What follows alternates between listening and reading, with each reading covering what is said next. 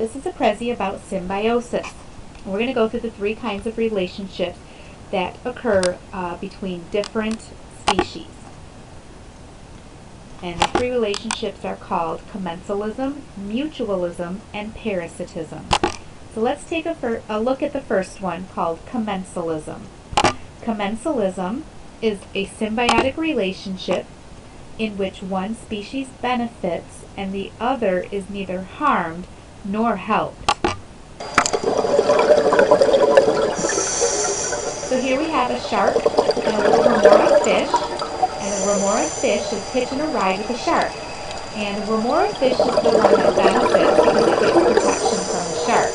But nothing is really happening to the shark. He doesn't benefit, he's not harmed either by the remora.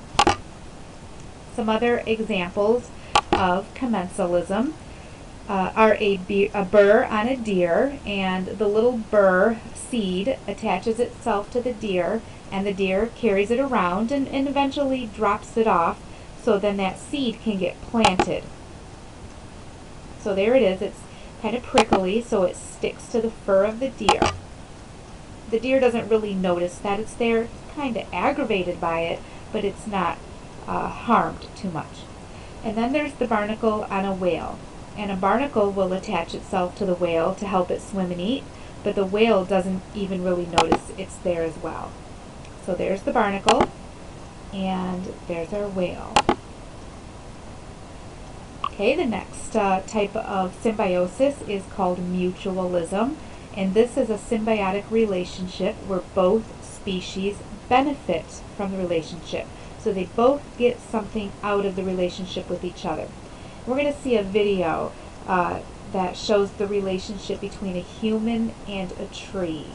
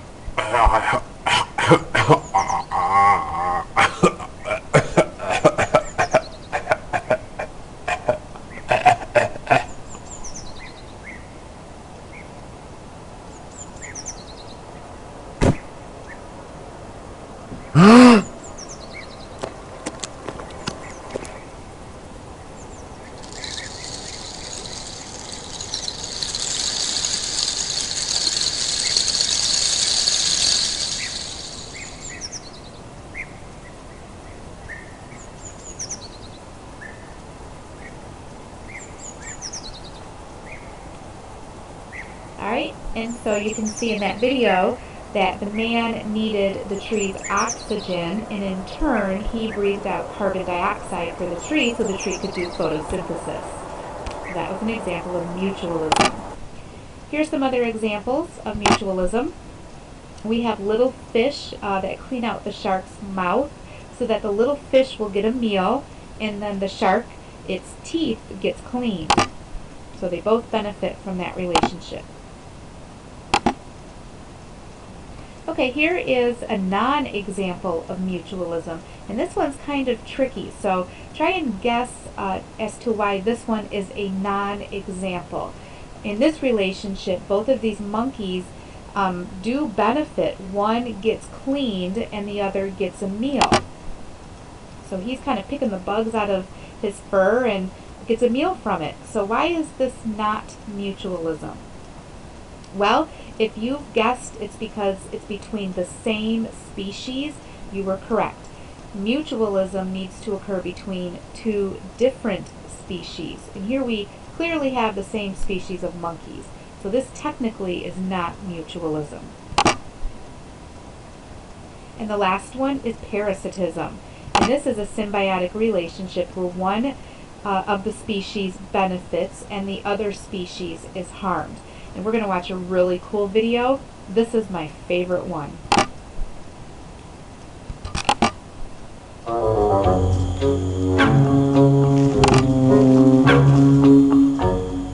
Our parasitized caterpillar has spent the last 12 days gorging itself.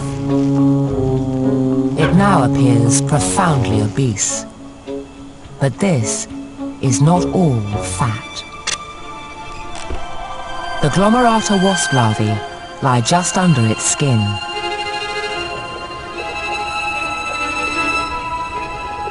Each is the size of a grain of rice, but together they account for over 1/3 of the caterpillar's weight. The larvae have not yet finished growing and need to keep their host alive.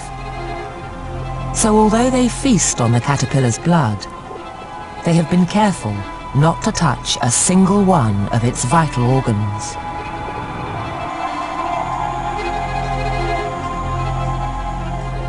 This uneasy truce will not last.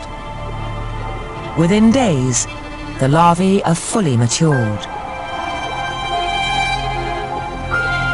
Suddenly, they begin to stir into action.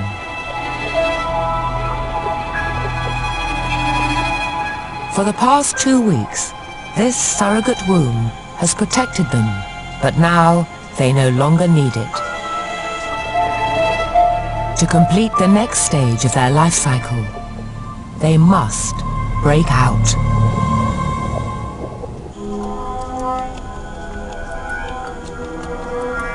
The caterpillar's thick skin should be a solid barrier to the parasitic wasp larvae.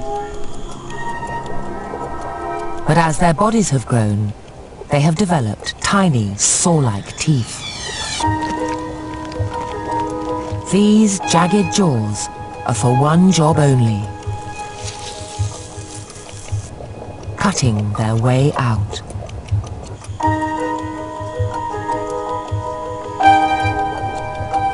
Stroke by stroke, the larvae slice through the tough layers of skin.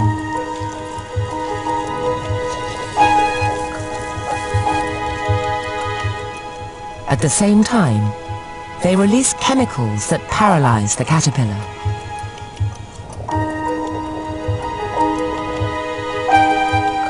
As the larvae break through, there is nothing it can do.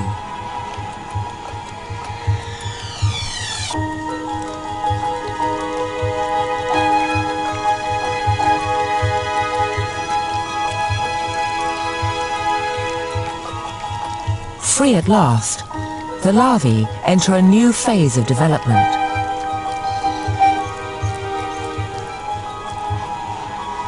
They swiftly spin silken cocoons. These will provide the perfect environment for their final transformation. But ironically, one of the greatest dangers the larvae will face is being themselves impregnated by other species of parasitic wasp. Incredibly, the wounded caterpillar helps them out.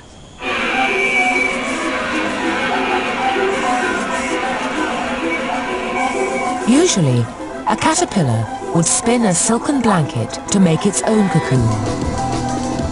But the parasitized caterpillar spins his blanket on top of the wasp cocoons, giving them an extra layer of protection.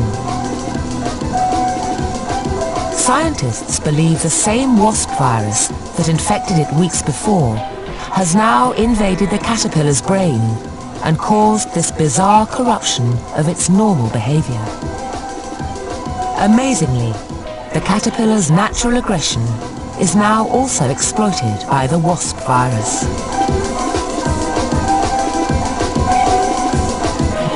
The caterpillar becomes a bodyguard, actively protecting the cocoons from other parasites.